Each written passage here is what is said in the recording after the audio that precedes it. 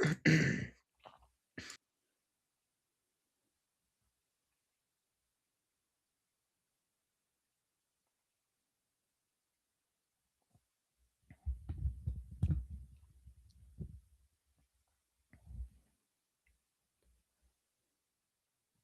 right, hello and welcome to another edition of the Rhythm Rundown with myself, Josh Applebaum, my partner in crime, sharpest guy I know, Mr. Cade Harper. Cade, we've been grinding all year long on Thursday nights. You might be asking yourself, is it Thursday night? No, it's Wednesday night. But all the madness, even though kind of quasi madness is taking place, Cade, with these first four matchups. We had two last night. We got two more tonight. You got a good number on one of these games that I'm excited for you to break down for us here in a second. But the madness to me, Cade, it really starts when the bracket contests close, and then we officially get that Thursday 12:15 noonish game. Then we're off and running to the races here. So it's really crunch time for submitting your brackets. I want to remind everyone that Rithmm is giving us a really good edge here when it comes to filling out your bracket because you can request these Rithmm generated March bracket generators. So basically, if you go to your homepage on Rithmm and you just click in the top left, build my bracket, Rithmm is going to make it very easy for you by going through your systems and your models. You can pick up to three. You can do the house model or models that you've created, like Cade, the one that you and I made a few weeks ago, still looking pretty good. So I requested a bracket based on our parameters, and then really it'll give you a leg up here. So want to mention everyone, of course, this is the best time of year to be betting on college basketball. Obviously, I would argue, Cade, other than the NFL playoffs, maybe bowl season, maybe, Stanley Cup finals, MLB World Series, I mean, NBA. Yeah, that's all great. But March Madness, there's nothing like it. I think, looking at it from an excitement standpoint and just so many games, like the Super Bowl it's huge. We got 2 weeks to wait for it. It's one game, but March Madness, you get, 15 games a day, multiple days.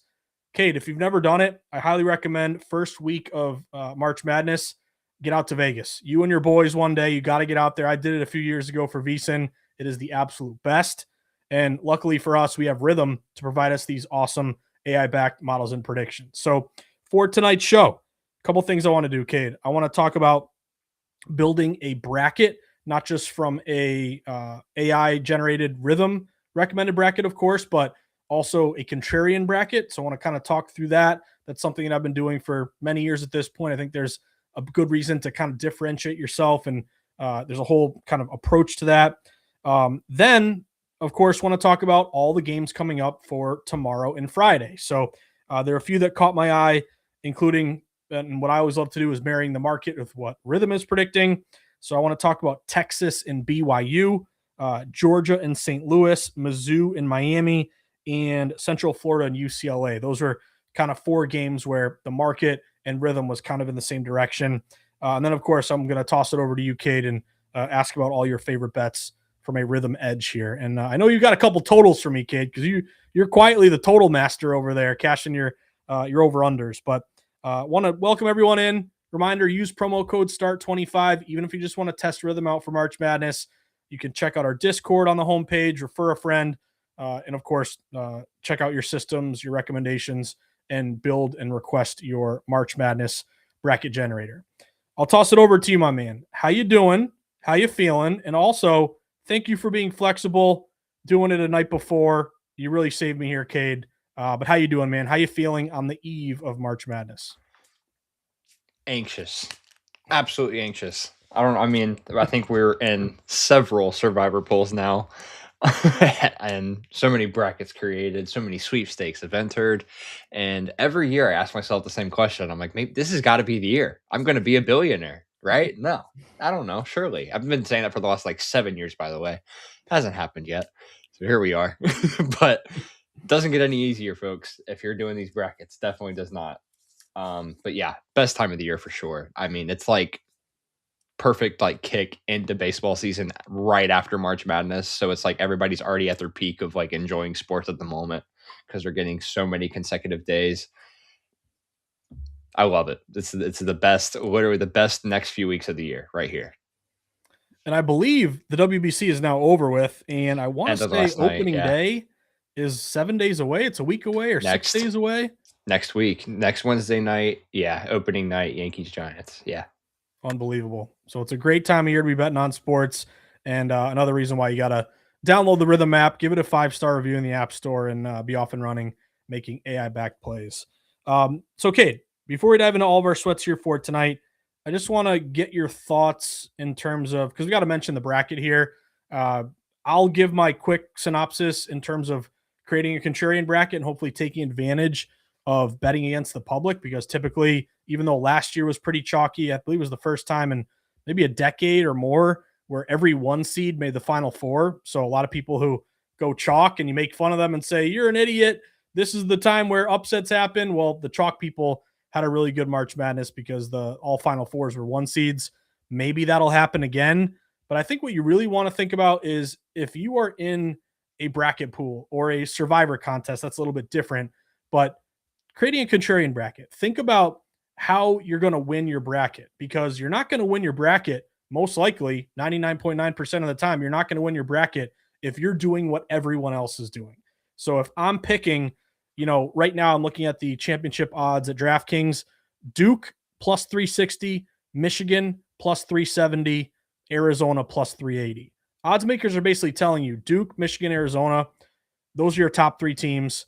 Florida is right behind them at plus 750. And then there's no other team at plus 1200 or better. That's Houston, followed by Iowa State, Illinois, UConn. I mean, you have a few of these other teams here.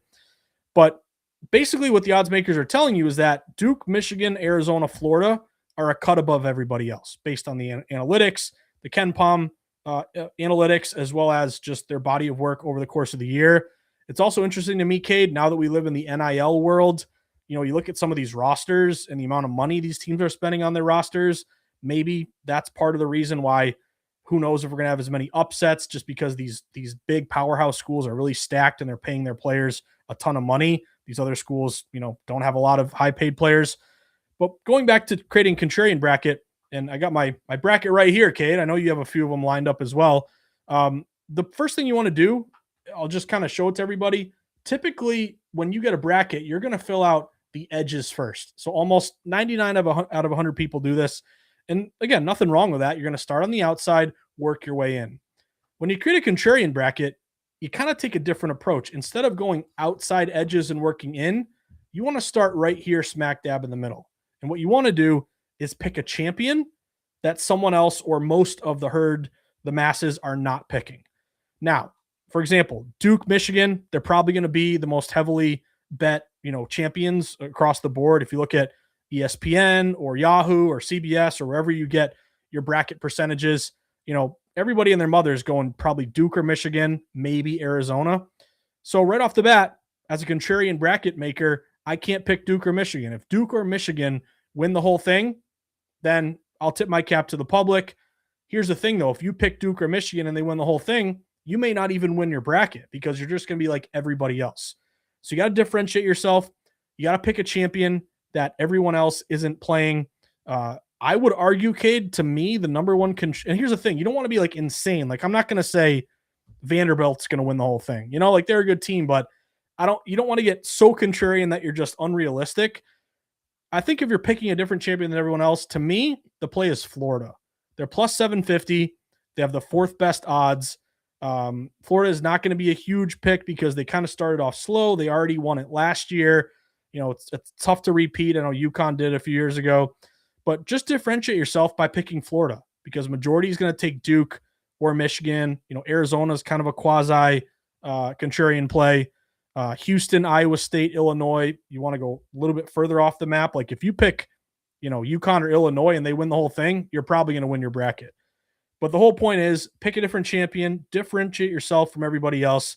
And remember that, yeah, it's great after the opening weekend if you're in first place, but that doesn't mean you're going to win the whole thing, Cade. It's way more important to get your final four, your champion, because you get more points the deeper you get into it. So to me, differentiate yourself, pick a different champion. I have a bunch of different brackets with my buddies and survivor pools. I'm looking at Florida and Arizona because if Duke or Michigan win, I'm going to be like everybody else. Let me toss it to you, Cade. One, who's your pick to win it all? Two, how do you balance betting individual games with brackets and survivor pools? Do Do you try to play them off each other? Are you willing to say, hey, I'm betting this team, but yet if they lose, I lose in my bracket? Like, how do you balance all these betting interests when the bracket is super exciting, but we love betting every individual game of March Madness as well? I think for me, because I'm a little bit different about brackets because sometimes we'll do a family contest for brackets. We'll do anything for brackets like at work or like whatever. For like competitive pool ranking, whatever you want to call it, um, or money prizes, we can just leave it at that. Stuff like that. Um, it's not like a guessing game. It's not the right word, I guess you could say. But like just because it's March, you're not going to pick every 12 over 5 or 11 over 6 or whatever, so on and so forth. Now, some of them might be reasonable if you find the correct data or rankings to back it up. Go for it. Why not? I mean, same reason we make our bets as those kind of dogs. Whatever. It's the same principle there. But in terms of like going down to the wire, getting into the Sweet 16 all the way through the Final Four, is when you kind of start to see these getting super zigzaggy. Everybody's got different answers. Everybody's got ones and twos and ones and twos and ones and twos. I like to see some sixes make a run. I like to see some nines make a run, maybe. And stuff like that. I mean, like you kind of just got, I don't want to say like just full on fade every one of the ones because I mean, last year it was literally all one seeds, if I'm not mistaken. If I remember correctly, it was literally all one seeds for like the first time, like ever almost. And this year, there's like incredible data from like every 5 seed and higher has the best chance to advance than it ever has before. And honestly, I kind of get it because like the amount of chalk that it was last year, why wouldn't it be even worse chalk this year? So it's kind of hard to differentiate yourself whenever you have all those. Whenever you're a contrarian bracket maker, or just a contrarian better, whenever you see so much publicity all over these higher seeds and how well they've actually done, you kind of start to second guess yourself. So I just got to say, tread carefully. Don't get too ahead of yourself with it, maybe. And yeah, like I said, if you got a reason to rip something, go out. Go, absolutely. Like if you have the data to back it up, go for it. I mean, that's why it's there. As for who I have, I've taken like 2 mid-season people. So I'm holding Purdue at 50-1 right now. I'm holding Houston at I think it was around like plus 950 after their, I don't know. I forget who else that was after. It was after one of them. I don't know. I took BYU at the beginning of the year. That was before they lost Saunders, so I'm pretty sure that might be dead in the water. I always try to do one as the brackets get made and after like everybody has their draw like finalized and everything after the first 4 is played. Usually, I kind of wanted to do one before that, and I'm really glad you pointed it out because I don't want Duke. I don't want Michigan. I'm actually leaning towards Arizona now because I'm trying to kind of be careful because I don't want to pick someone in the same region that I already have, even for it's a better price. Like I was looking at Gonzaga. Logistically, it didn't really make much sense if I already had Purdue at that much. So I kind of want to trend away from that, maybe. Yeah, I would agree. I really liked Florida. I do think they're vulnerable, though, so I would tread carefully. Honestly, I'll go out on the limb and just be different than everybody else. I honestly really, really, really enjoy Arkansas. I don't know why. Actually, I do know why. I like Calipari, and that offense is really fun right now. They're identical to Florida, really. I mean, like the way that they just kind of tore apart Vandy in the SEC title game was very impressive. Ultimately, I mean, I think they can make a really good run. I like their draw. So, I mean, maybe not necessarily national championship, but like if you guys are into like to reach the Elite Eight or to win the region or just to reach Final Four, whatever it is, whatever you guys like to do in those kind of differential. Like me, I'm holding a lot of natty tickets right now. Not a lot, really like 3 to 4, but I don't want to hold like 6. So, I mean, I might take them to like do Elite Eight. I know a lot of people I know I got my Rithmm bracket. So my Rithmm bracket's like Kansas, which is very interesting because they have a decently tough one ahead of them, which is yeah, it's going to be hell. But you know what? I mean, it's really good value on it to it. So yeah, I have to look around still, but I'm holding Purdue and I'm holding Houston right now. Well, if there's one thing I've learned about you, Cade, you get really good futures prices because I remember doing shows with you all throughout the football season where didn't you have Miami at some ridiculous number going in? Like you played it way earlier, It and was you had them. before, yes, it was a pre-ACC championship game, but ultimately, yeah, I mean, I'm a Notre Dame fan. I knew that we were getting left out of way ahead of time. And so, yeah, the bracket was already pretty much made in my head. So that's why I took that one mainly. But yeah. Well, hey man, you can downplay it, but I've learned since working with you for almost a full year at this point, you pick off those good numbers. So that's a shout out to you, brother. I will say Appreciate it. though, St. John's, Kansas, that could be a round 2 It's a big matchup. one. It's a That big would be one. incredible because Patino's got St. John's playing great. Kansas is always good. To your point with Kansas, and it's interesting to me that Rithmm is high on Kansas. They're not like the number 1 overall seed, or usually they're like top 2, top 3. They're I think like what 10th or 12th or a little bit lower. So maybe is this a Yeah. year where maybe they're kind of flying under the radar a bit? I will say as well, Arkansas, they're plus 6,000 right now. So can they win it all? That's probably a tall task, but Right. great point by you, identifying how we can bet pretty much anything under the sun. You could make them to reach the Sweet 16, the Elite 8, Final 4. So there could be some value there. And then also what I do, Kate, is on the back of my bracket, I don't know if you can see it, I like to look at the futures odds and then compare them to KenPom because the betting market, of course, very efficient. There's a lot of money on the line. KenPom doesn't care about the betting market. He's going off of his analytics, which are the most respected across the board. And what's interesting is that both KenPom and DraftKings have Duke the number 1 team, plus 360, number 1 on KenPom. In the betting market, though, Michigan is plus 370. However, KenPom has the second best team, to your point, Arizona.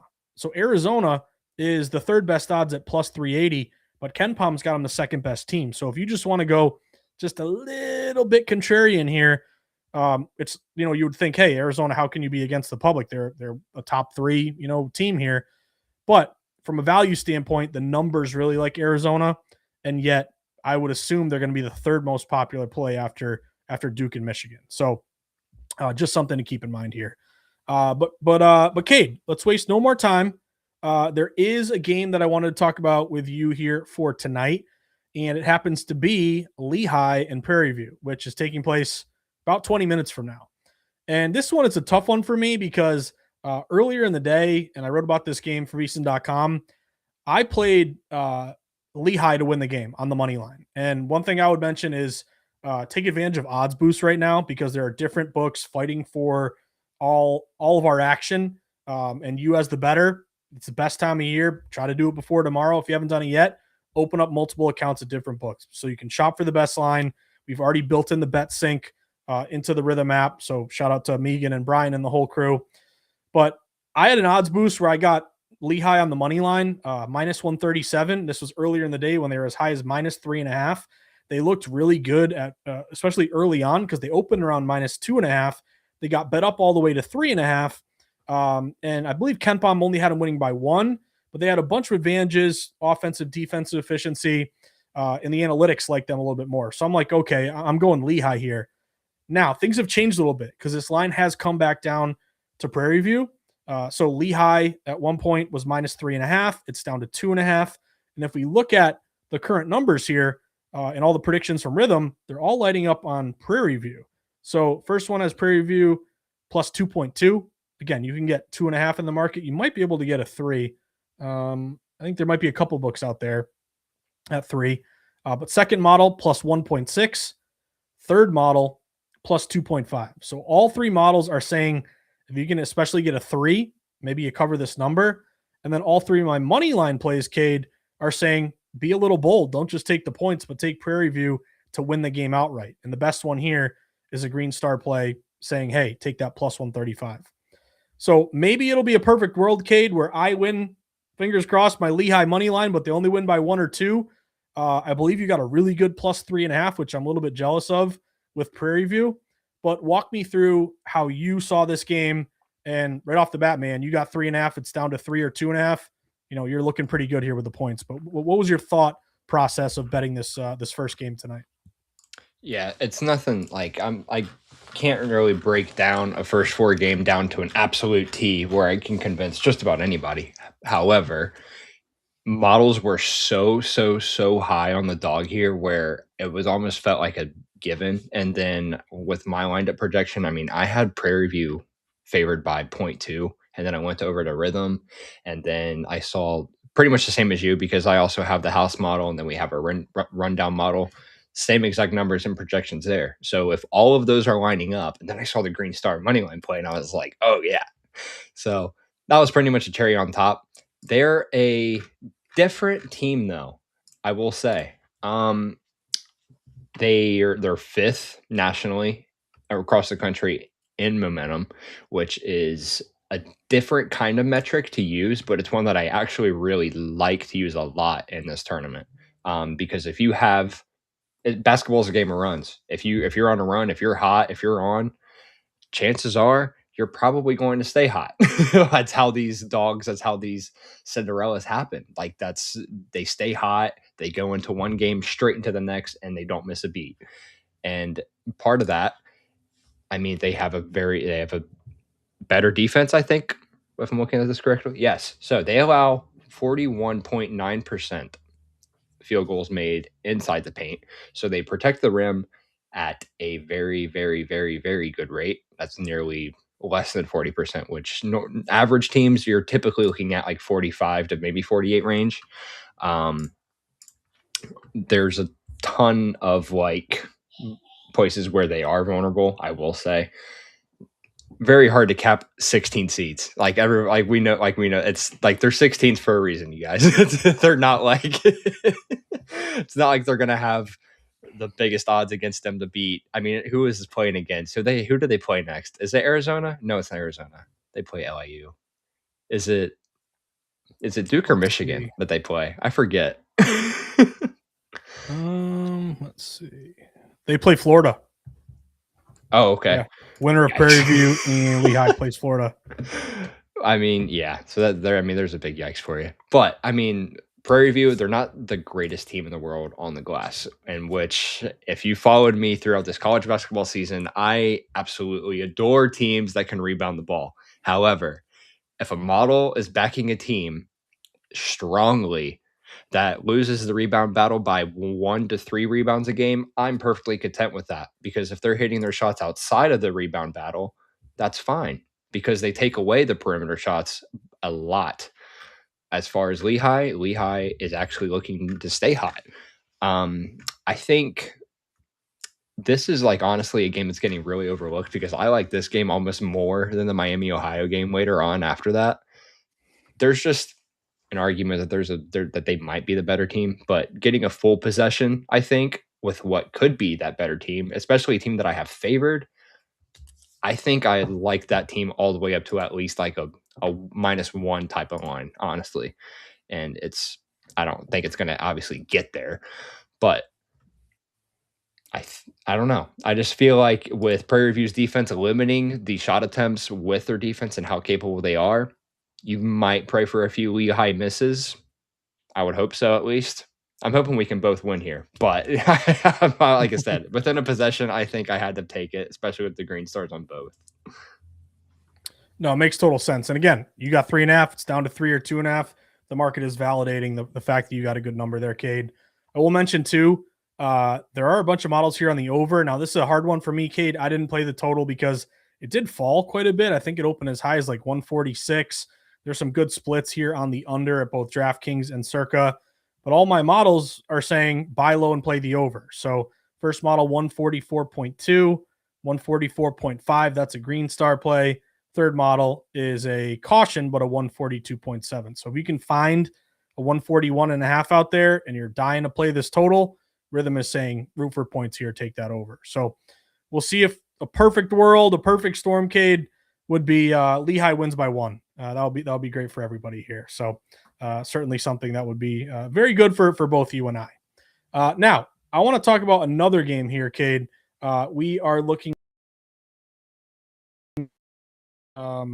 the other first 4 game here, team near and dear to your heart, Miami, Ohio, because you're an Ohio guy. So Miami, Ohio, 31-1, Cade. They were the talk of the tournament because a lot of people thought they didn't deserve to be here. They lose to UMass in their conference tournament quarterfinals. And now we were looking at a spot where maybe they're a little bit undervalued because when we're seeing kind of how this line is moving right now, it opened as high as SMU favored by 8.5, and it did get down at one point as low as 6.5. It's down to or it's up to 7.5 right now, kind of sitting there. I took Miami, Ohio plus the points, plus 7.5, because opener to current, the line was moving toward Miami, Ohio. And I think you might be buying low on them a little bit just because the whole, mentality around them is that they don't deserve to be here. They just lost to UMass. How can you possibly, take Miami, Ohio? But SMU, to me, Cade, isn't that much better. I mean, they do have play in a better conference, the ACC, but they lost 5 of their last 6 down the stretch. They've had a bunch of injuries. They're no world beater right now. And I have a lot of system matches on Miami, Ohio. One would be a dog who can score system match. They're averaging like 91 points a game. So if you can score and just lose by 7 or less, keep pace, backdoor cover. Number 2, Kate, I don't know how far the stadium is from you, Dayton, but I was doing some research. I went to Google Maps, and Miami, Ohio's campus is only about an hour away from the arena tonight. So I would assume the crowd's going to be very, very pro Miami. I mean, I would assume you got a lot of people rooting for Miami, a de facto home game. Maybe that's a bit of an advantage. Ken Palm's got a 7-point game, so if you're getting the hook on 7.5, you can make a case there. And if you look at some of these stat categories, Miami has the better effective field goal percentage, free throw shooting. They commit fewer turnovers. They force more turnovers, and they limit their opponents to a better effective field goal percentage. So I took Miami, Ohio plus 7.5. If we look at some of our Rithmm models, Cade, it's not a clear-cut recommendation. Like one model says, this scares me, SMU minus 8.7. This one I do like, Miami plus 7.3. And third model, Miami plus 6.8. So Rhythm's got this around a 6, 7, 8, maybe 9-point game. I would love it if all 3 were green stars on Miami, Ohio. I'm going with Miami, Ohio plus 7.5, even though Rhythm isn't totally with me on this one. It's more of, pick and choose your system plays here. But let me toss it to you. This is in your backyard, although Ohio's a pretty good. I've never been to Ohio, man. Is this far from you? I'm not really sure. I don't know if you have a stake in Miami, Ohio, but I took them plus 7.5. What are your thoughts on this one? Well, for starters, yeah, like to put in perspective how close it is, my sister goes there and she drives. So, yes, this is quite literally one of our back doors. Dayton, same thing, pretty much just like it's like 30 minutes north, or not even 30. It's like 25 north, and then Dayton might be like 30 to 45 south, maybe. If that. I was this close. If we didn't, like, honestly, because I know you texted me a day early about doing the show, which I had no problem with doing, obviously, because we're here. But I was like talking to my buddies. I'm like, what if we like just screwed around and went to both of these games? And he's like, I'm down if you're down. How much are tickets? Are they expensive? Did you look? Not, oh my lord, yeah, not even nothing. Like it's the first 4 games. It's shocking, honestly. And UD's got a decently nice arena. Like they held a family member's graduation there like a year ago, and like I've been there before for a Dayton game and then for that, and it's a big arena, honestly. If you ever have a chance to get to a first 4 game, do it. But yeah, I was that close. Nonetheless, he got called into a late meeting at his job, and so I was just like, and then you texted me about 2 hours later, so I was like, meant to be. It was meant to be. So, but yeah, literally that close. But yeah, nonetheless, let me see. I took Miami, Ohio at 8.5 number. Yesterday. That was DraftKings on. Yes, this was yesterday. DraftKings for minus 110 as well. Yeah, I really like. It feels contradicting because like I've really said that this team isn't that good. It wasn't that I didn't think that they're that good. It's just the fact that you tend to fade. It's like an auto bet. If a team is doing that good, you almost have to pretty much like fade them at that point. That was pretty much the reasoning behind that. As for tonight, yes, Like the entire world is pretty much out after they just lost one game in the very first round of their conference tournament. Who in the world thinks that this team can make a run against the Power Four opponent? There's no way. You get almost double digits, which is insane as is. I mean, I would like to have seen this to like 3 to 4, especially on a neutral site that is literally, yeah, like you said, 45 minutes away from their campus. 90% of their fans aren't even on the campus. Like that's the funniest part is that like people think that it's like a college town where everybody's just clumped in. Dude, these people are everywhere. It's like it's just it is what it is. So yeah, that place is going to be packed tonight with Miami, Ohio fans. And yeah, I like them to cover the 8.5 easily because I had 6.4, and then Rithmm also had. This was earlier yesterday when it had the green star, but now the line moved, so it kind of probably flipped to a caution, which makes sense. One time I was seeing a 5.4, so even better. It is March. I went ahead and put the fan, the Ohio guy, and me took him on the money line just to be that guy. So I'm getting juicy with it just for a first 4 game because why not get the blood flowing early? Let's just get it over with. But yeah, we're also doing some weird contest where we have to pretty much stick with one dog per day or yeah, one dog per day to win outright. So this was mine today. So I took Miami just for the heck of it. But yeah, I'm not really tracking that or anything. It's just a mental lock. But yeah, 8.5. I thought it was a really, really objectively good bet. I like to fade. Also, SMU has a guard that is pretty much like either questionable or he's out. I think it's BJ Edwards. Yep. I don't know if you saw that or not. He might be back, or actually, the coach said that he might play, but he's going to be very, very limited. And if he is limited, he's like just out on the floor, not necessarily for any purpose whatsoever, which I find insane because it kind of makes him useless in a 4-on-5 pretty much. So I kind of just like, why are we doing that anyways? I just think, yeah, I think Miami's being overlooked in their first round. So I like the chance of them to cover. I like the chance to make it really competitive and maybe even win the game outright, hopefully. So.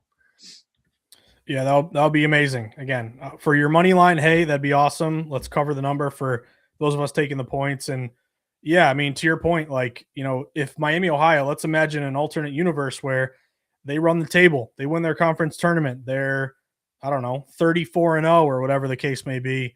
This number is shorter. They're probably way more popular.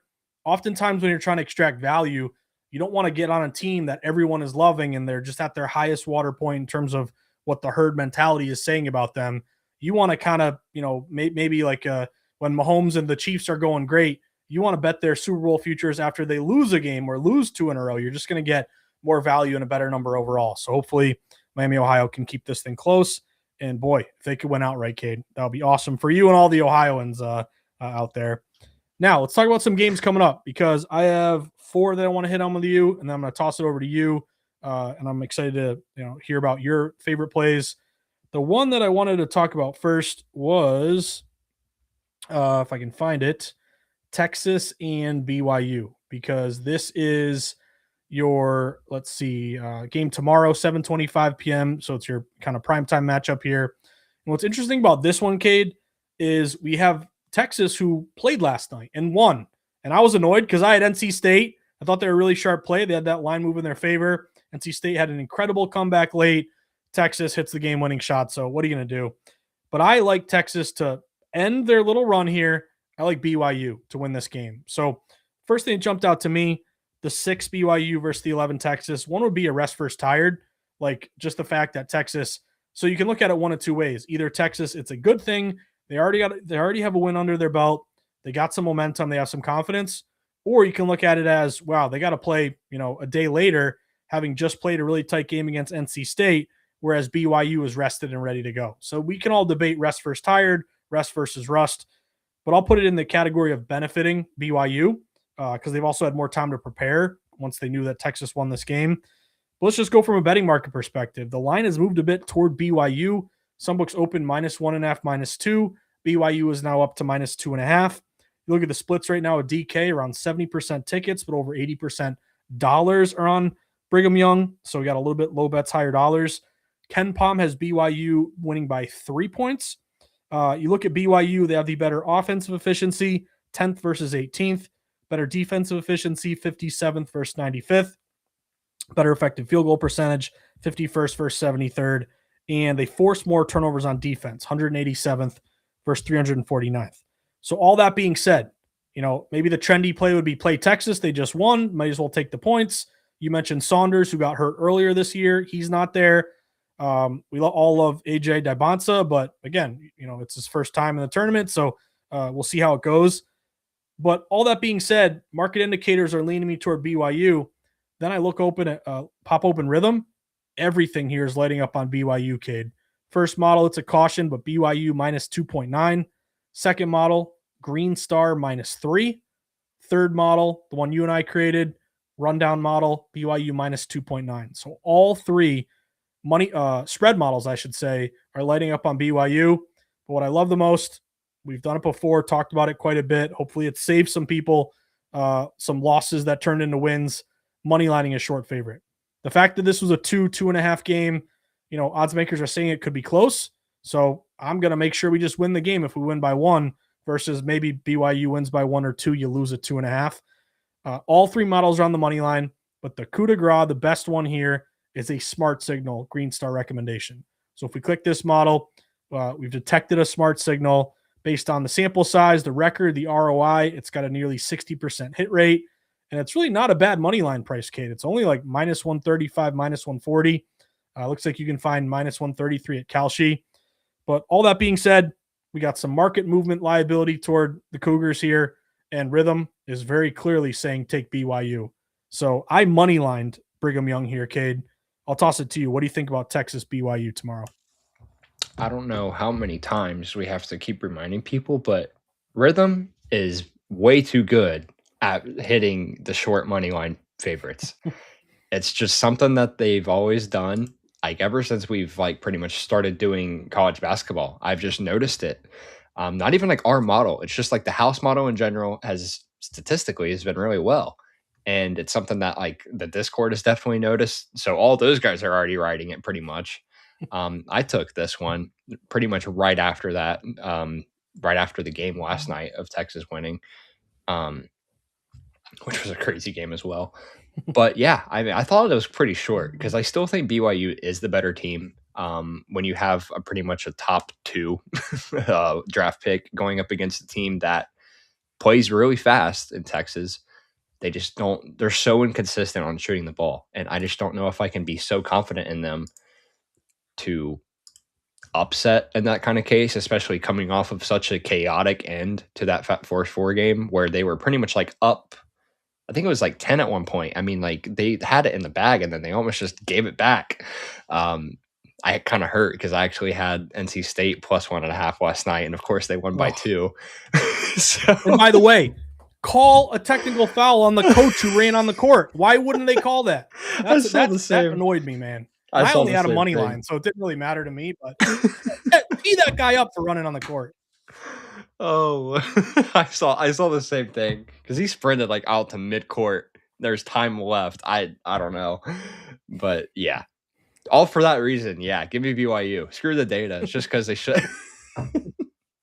No, but yeah, I think every metric lined up with BYU here, including the model after that. So again, cherry on top for me. And yeah, short money line favorites are really hot with this. Love it. Yeah, and I think too, on the topic of short money line favorites, I want to say college football, it was a pretty good angle as well. Like where, I remember there was a Florida game that we had, or there were some games where like, they'd open +3, the line would get down to 2.5 or 1.5, and you money line, the dog getting 1.5 or whatever. So Rithmm hopefully has a good edge that will continue on these short favorites there. So let's go BYU.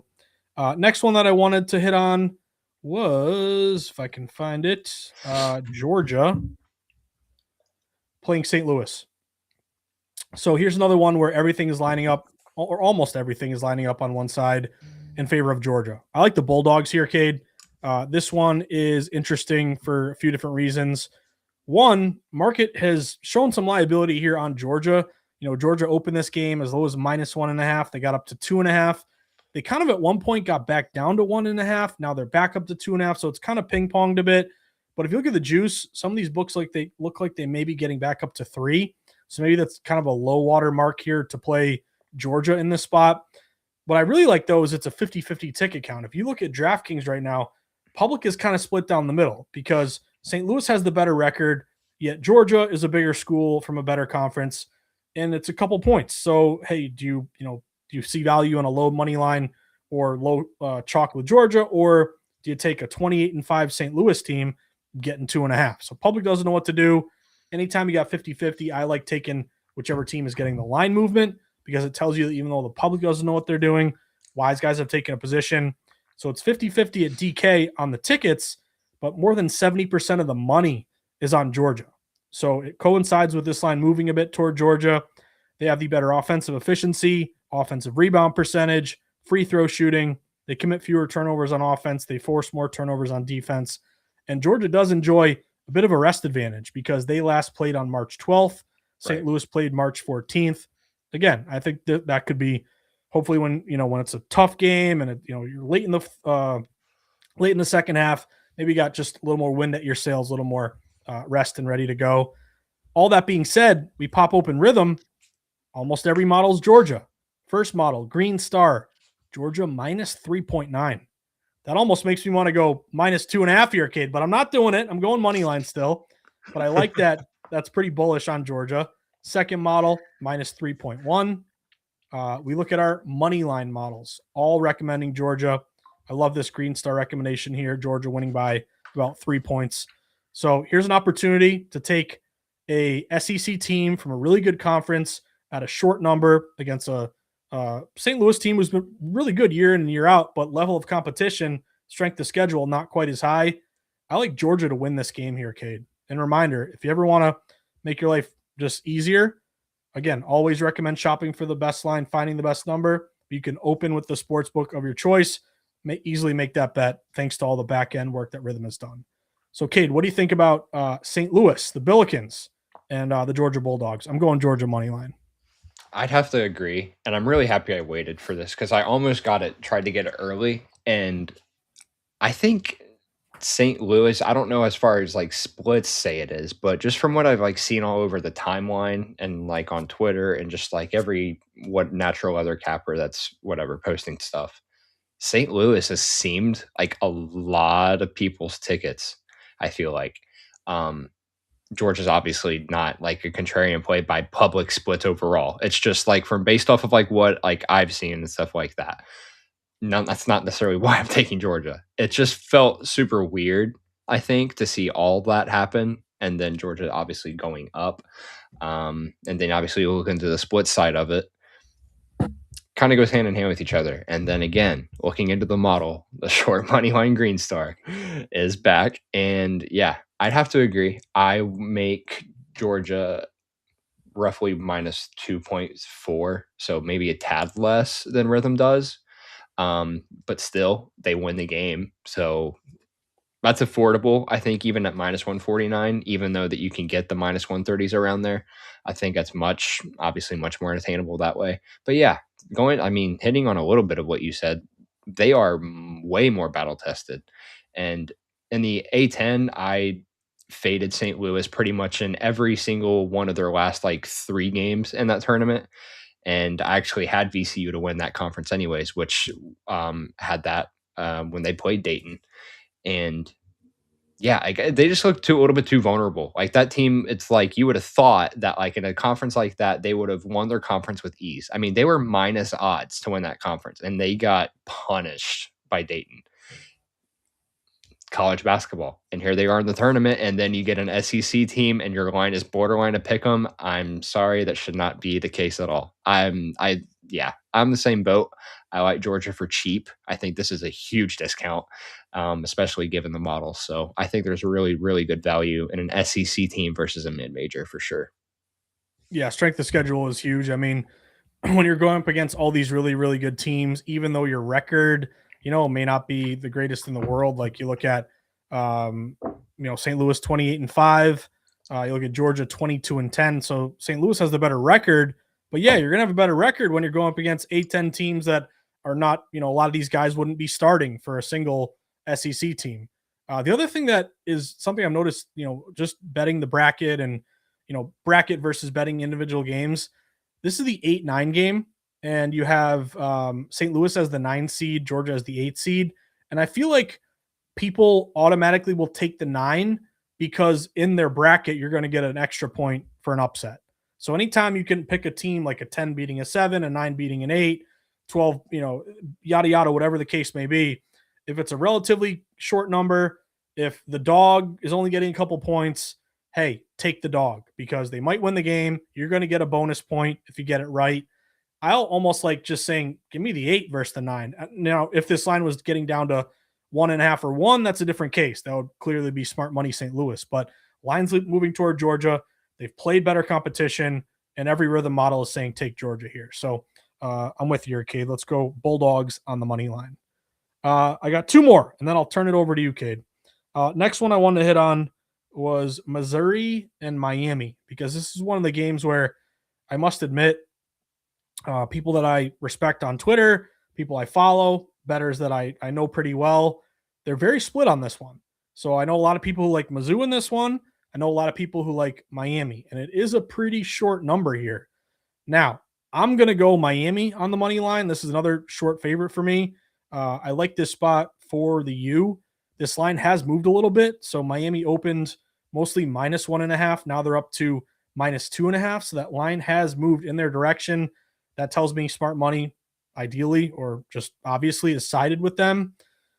You look at the splits, it's not that public. Only about 56% of spread bets are on Miami, and theoretically, 56% shouldn't really move a line, a half point or a full point. So it tells me more of the bigger money is going with Miami. I like that Ken Palm has the U winning by 3. So not a huge edge on laying a 2.5, but it's not like Ken Palm's got a 1 point game. 3 points gives me more excitement, confidence here to go Miami on the money line. He does have Miami ranked quite a bit higher, 31st in the country versus 52nd for Mizzou. Miami has the better offensive efficiency, defensive efficiency, offensive rebound percentage. They commit fewer turnovers. They force more turnovers. So I know Miami's ACC, Mizzou's SEC. So I got to be consistent. SEC is probably the better conference here, battle tested and all that. But I'll be honest with you, Cade. I've bet Mizzou. I feel like I bet them more than like any other team this year. They've come through for me a couple times. But, and again, I'm going to jinx it, and I don't want to jinx it. I feel like they're kind of a boneheaded team. Like, I love Mark Mitchell. The guy's great down low, but they're always making mistakes. They're turning it over. I don't love their coach that much. I think Miami's kind of the more fundamental team. I love, who's it, Renu, or the big guy who's awesome. Yeah. Yeah. But, yeah, add it all up here. If I even throw away my own bias and what the betting market is doing, all these rhythm models are saying take the U. First model, Miami -2.7. Second model, -4. That's a pretty big edge. Third model, -4.1.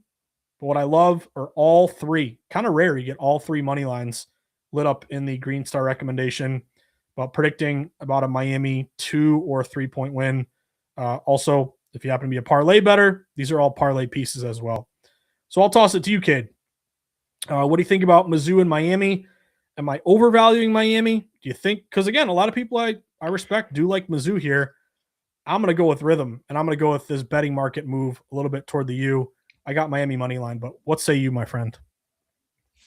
I think this one's a little bit harder for me, only because I've already played it. I'll just start by that. I got Miami at -120.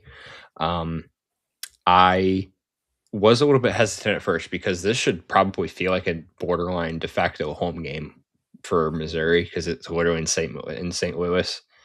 I was looking into another angle, which I'll get in a little bit, but I think Miami is way too physical for Missouri, and Missouri should struggle on the glass. Like you said, Renu and Uday, they should dominate. Should is a huge word in that case, but they really should. Looking at the numbers and the metrics, I mean, these guys are absolute bullies. There's no reason that they shouldn't. The only maybe okay, well, the Missouri assistant who is at, or sorry, I looked into this. The old Missouri assistant is now on staff at Miami. Weird angle, but maybe he has a different game plan to kind of go up against his old coach. Don't Love shoot the that, man. messenger. I don't know. I The just first I've saw heard it. of that. Good job. Don't know how, but yeah. Thank God for Twitter, right? I don't care. I think I think the way Missouri best chance to win is forcing Miami to shoot rather than get them into the paint, because their defense is pretty good at like forcing those contested twos. They have open threes, so basically if Miami's on from three, this shouldn't be close, but they're not necessarily the most on team from the perimeter. So I guess it's kind of like a 50-50 chance of that. It's just a matter of once they're in the paint, and they're not going anywhere. Like that's pretty much Miami's scheme, and they've done it all year. And I think that's just enough to go by and maybe cover the number, if not at least just get the win. I trust them though, honestly, even though might feel like a little bit of a home environment. I was looking into it earlier today though, and I'm curious what Rithmm says, because this is the first time that I've looked at the total aspect of this game. What does it say for an under? Or does it say anything regarding an under, actually? All three under leans, man. So, the arena itself, it's a weird arena. I don't know if you guys have done research on these like arenas or whatever, but for those of you who do know, it's just a trend where either these like first round unders or first half unders are huge. I know that. This arena is one of those arenas that is very, very weird. It's different looking. And I think it's called Enterprise. I think it's Enterprise Arena. I have to look at it just to make sure. Yeah, okay. Or Enterprise Center. Yeah, it's where the Blues play. Never mind. Okay. So yeah, it's could be a weird trend to the under, but this specific arena has trended in the past to decent unders. Mine, I didn't even look at my own projection for that or anything like that. It's just one that I've saw, because I'm like, honestly, during March, I will say March is one of the only times that I follow trends so closely, because it's like one of them that are actually historically accurate, and they actually continue to be, which is very weird. But with teams that are forced to put up jump shots, if they are, Miami might struggle doing that. Missouri might struggle doing that, because they're, like I said, Miami's a very physical team. God forbid that kind of generates an underplay. I don't know. I'm just going to stick with my money line on Miami, but it might be a good look for those who don't want to pick a side personally. I don't know. That's just 2 cents. Weird 2 cents fact of the day for whoever needed it. I love that, man. No, totally agree. I mean, my thought here is, so number one, shout out to you. This is, you want anyone listening, watching, you want to be a good sports bettor. Cade found out that the assistant coach played on the other, or coach for the other team. Those are those little nuggets that I'm can also help a you out. psychopath. So, yeah, but you got to have a little bit of psycho in you. Hopefully he knows all the weaknesses, the ways to exploit the opponent. But also with the under arena, hockey arena, sight lines are different. You also look at the betting market here to your point with the under. I mean, I have a model here, 146.8. So cashing by the skin of your teeth. But I'm looking at the market movement. It opened as high as 148.5, 148. It is falling a little bit. And DraftKings has 42% bets, 78% dollars on the under. And Circa has 40% bets, 77% dollars on the under. So line is dropping. Both DK and Circa have sharp contrarian bet splits toward the under. Hockey arena makes sense to me, man. So shout out to you. I might have to tail you on that under. That makes a lot of sense. Last bet for you, and then I'm going to turn you loose here, Cade. I want to talk about UCF and UCLA. This is a game where, again, I've kind of highlighted 3 short money line favorites with BYU, Georgia, and Miami.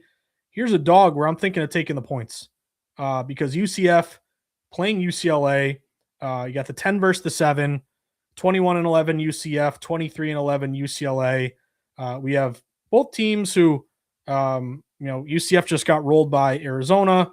UCLA lost a close game to Purdue. But if we look at the way the betting market has moved for this one, Cade, the line's gone toward UCF a little bit because Central Florida at one point was getting, I want to say as high as 6.5 or 6. And now a lot of these numbers are down to 5.5. So the juice is evening out, like plus 5.5, minus 110. We have Ken Palm with UCLA winning by 4. So if you can still find a 6, not a bad edge right there. And also, it's a 50-50 line move. Public doesn't know what to do. UCLA is the bigger program, but they're not the greatest team in the world. They've had some inconsistencies, and they're laying, 2 possessions here versus UCF, who pretty decent record, getting some points. So public's right down the middle, 50-50. Yet we've seen this line inch down toward UCF. UCF, one big advantage I noticed, Cade, offensive rebound percentage. They're pretty good on the boards, 61st in the country, 163rd for UCLA. And then if we go to what Rithmm is predicting, pretty clearly saying take UCF in this spot. Now, there are some money line recommendations that they might win this game outright, but all 3 of my models are saying take the 5.5. And again, you might be able to find a 6. Looks like Rivers and Kalshi are actually at 6.5. First model, UCF plus 4.8. Second model, UCF plus 4.4. Third model, UCF plus 4.9. So even if we round it up to 5, you can get a 5.5, maybe a 6 or even 6.5. Maybe UCLA pulls off a win, but maybe by 5 or less. This is a dog that kind of had some boxes being checked off for me, Cade. Any thoughts on Central Florida and the points against the Bruins? I'll give my pick early, and I'll start by saying this is my favorite upset pick of the bracket. Knights outright. Anybody interested? Yes, absolutely. I already am. Great. Let's talk. This game is so weird. First of all, I'm the biggest Mick Cronin hater that you will ever meet in your entire lifetime, being from Cincinnati. Yes. Can't stand the guy already. That should already have you grinning ear to ear. However, UCF is actually a really good basketball team, and they have shocked me a lot. They're very physical. They can shoot the ball very well. They're fast, or they play at their own pace. I shouldn't say they're really fast. But they played a very good teams this year in their conference, and they've won against them. Absolutely. Like I said, I think they got a really good draw in this tournament. Obviously, if they win here, they probably play the likes of UConn, assuming that they beat Furman. Crazy hot take there, right? Two beats of 15. But yeah, I loved where the models were out on this one. Almost projecting one possession, and I was able to get it at 6.5. I was able to get the money line around plus 225, 215, something like that. I think, I don't know. And then another crazy weird trend factor in this game where it sounds literally insane, but it makes the most sense. UCLA has 11 losses, right? 7 of those 11 have happened whenever they're traveling East Coast, period. So obviously they're in the Big Ten. They played a lot of these road Big Ten games. Now, not every single one of I would assume that they've probably had some neutral sites mixed in there, but here and there that might not be conference games. Nonetheless, this might be another one. But 7 out of 11 losses whenever you're traveling is not very good. And now you're traveling really far for a tournament game. And God forbid the Knights just kind of steal one. Honestly, I liked the line of where it's at. The line kind of felt obvious in my opinion because UCLA is actually, they just got their Donovan Dent back pretty much just 100% as for what I'm seeing. If he's 100%, then that line needs to be at least 2 points higher than what it is because he factors in. I have him as making a 1.7 difference anyways. So I feel like that should not be what it is. And if with it being that short, I think Vegas ultimately thinks that UCF is a very talented team, as much I do so myself. So when I saw the 6, obviously I saw it begin to drop already and kind of started getting a little bit juiced because I got it at minus 120, which I'll take it for what it is now. Obviously, it's still a decent, better number. But yeah, I mean, I love it. The projection wise, I had them. Yeah, like I said before, a little bit under one possession just then, and then of course Rithmm had it almost even better than that. I'm all in. Give me the Knights outright. Love it, man. You said some really interesting stuff there, which is why I'm glad to do this show with you, Kate, because I didn't consider that. But first off, let's look at what UCF has done this year. I mean, at one point, they had an incredible record, Kate. I think they, at their high water mark, they were 17-4. Now they struggled down the stretch a little bit. They lost 4 of their last 5, but they've beaten some good opponents. They beat BYU. They beat Texas Tech when Texas Tech was full strength with Toppin. They beat Kansas. They beat Texas A&M. Also, I'm looking at just some head-to-head things that are important to me. Rebounding. They average 37 rebounds a game, 32 for UCLA. They average 81 points a game, so dog who can score system match. Rest versus tired. UCF last played on the 12th of March. UCLA played on the 12th, the 13th, and the 14th. So 3 straight days, quick turnaround. And then shout out to you because this is an angle that I like to employ betting the NFL. West Coast team going east for an early kickoff. So like Chargers, Seattle going to the Patriots, or this game's in Philly, so going to the Eagles, going to Pittsburgh. Your body clock just gets screwed up a little bit. Now this is a 7:25 p.m. tip, so it's a late night tip, but you're going traveling cross country. You've played 3 games in 3 days and didn't have much of a break here, and now you're laying points against a UCF team that's got good scoring offense, has beat a lot of good teams, and rebounds very well. And then, again, throw that all out the door. We got all green stars here lighting up on UCF. So I love that you're on the money line, man. I'm going to see if I can I get a 6.5, a 6? I think it might be able to get a 6 at least. But yeah, I think Kalshi had the 6.5. But I'm with you, man. I like this play, and I'm glad you felt the same. Let me throw it to you, Cade. Should we end the stream and go sweat Lehigh Prairie View, or any other games that you want to mention to the listeners? I was looking through Rithmm just to see if any lined up anymore. It doesn't look like I had a ton. Let me see. I guess one of them actually does now. Go to South Florida and Louisville.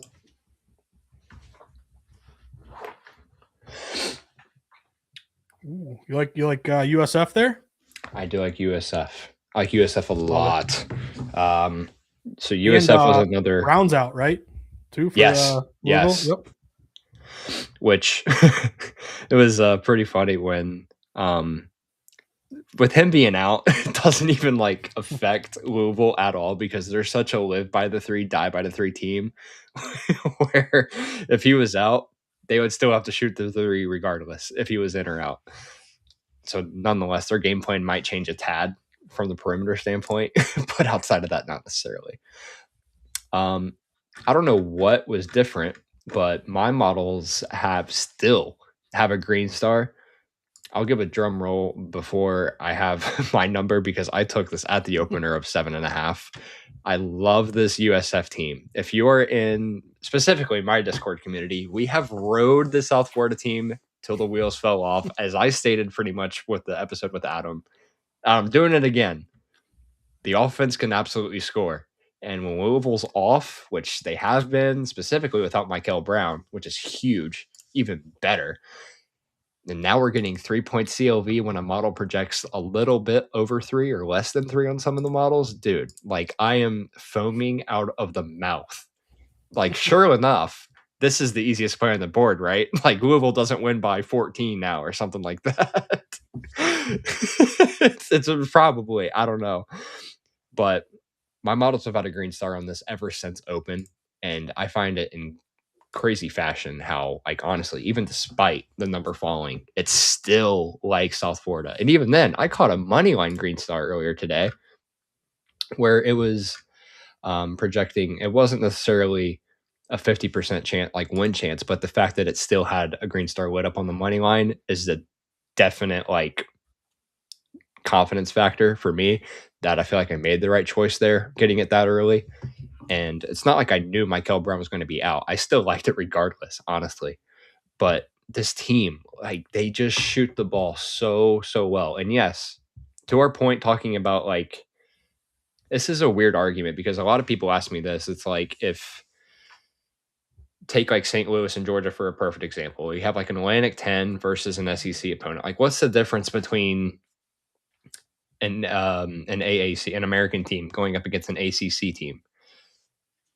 There's a lot of like different. I don't want to say, because obviously, clearly, Louisville has the much, much, much bigger strength of schedule ranking and metric out there. But St. Louis doesn't have the offensive metrics to match up with Georgia. South Florida borderline has better offensive metrics to match up against Louisville.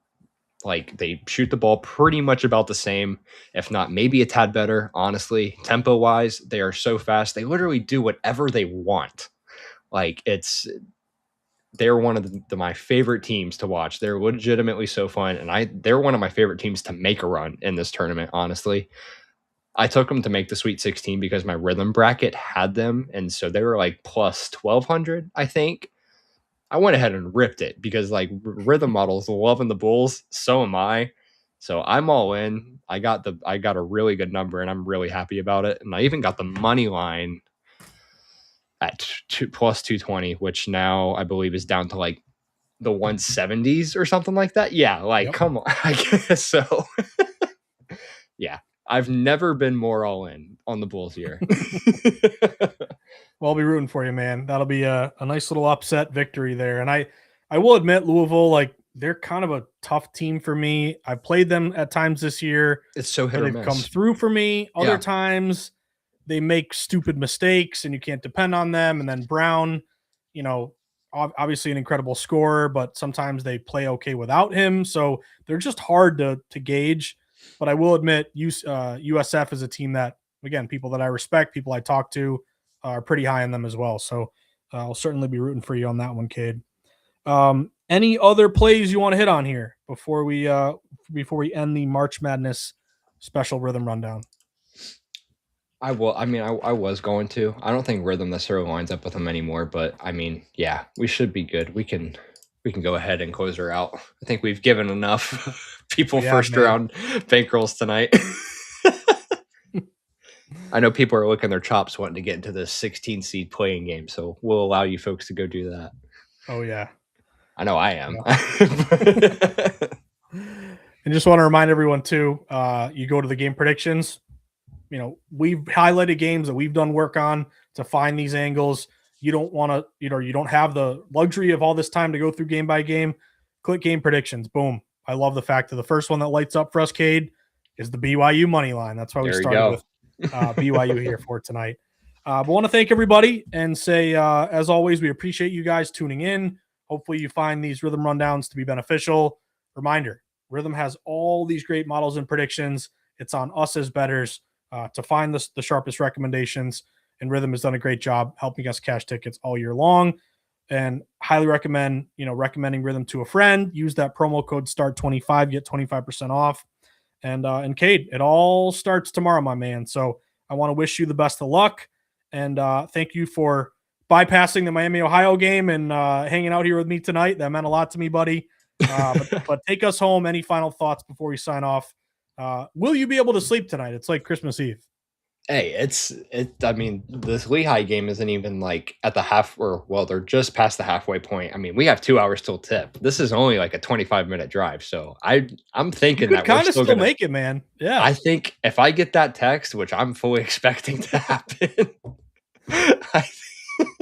I think we're gonna be making a late game day purchase. So yeah, I'll probably just end up being there tonight. But yeah, best time of the year. Like I said before, I'm ready to get at home at 12:30 and then wake up at 5:30, get into the office, kick the feet up. Nobody's bugging me. Got the 3 monitors up, and we are dialed in for the rest of the week. So yeah, living the dream, man. Cheers to everybody. Wouldn't have it any other way. And I know when it's official, you get the call. They're gonna say, "Come sweat Miami, Ohio in person." There's gonna be some Cade steam on Miami, Ohio. We're gonna see them fall 7.5 down to 7, down to 6.5. But hopefully they can cover the number here tonight or win outright for your money line, Cade. I would love that. Cool. But as always, thank you for tuning in. Reminder: download Rithmm. Give them a green star. Give them a 5-star review in the App Store. And want to wish everyone the best of luck. Get your brackets in, sweat the games, cash some tickets, And Cade, look forward to talking to you next Thursday when we'll be able to talk about, again, deeper into the tournament here. We'll figure out who came through, what Cinderellas, or God forbid it's another chalky year like it was last year. But either way, we're going to cash some tickets. So thank you, everybody. Have a great Wednesday night.